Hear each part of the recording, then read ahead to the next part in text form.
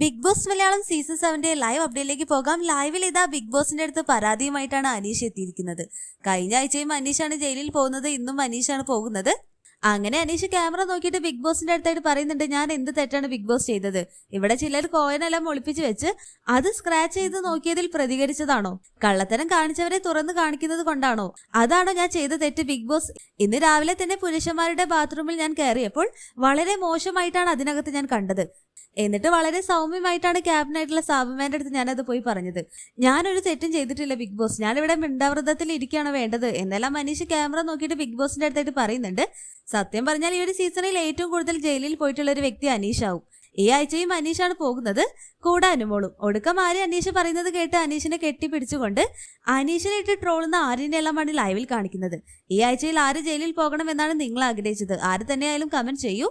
അല്പസമയത്തിനകം തന്നെ അനീഷിനെയും അനുമോളെയും ജയിലിലടയ്ക്കും. എല്ലാം നമുക്ക് കാത്തിരുന്ന് കാണാം. ലൈവ് അപ്ഡേഷൻ നമ്മുടെ ചാനലിൽ ഉണ്ടാകും. ആദ്യമായിട്ട് കാണുന്ന പ്രേക്ഷകരാണെങ്കിൽ യൂട്യൂബ് ചാനൽ സബ്സ്ക്രൈബ് ചെയ്യാൻ മറക്കേണ്ട.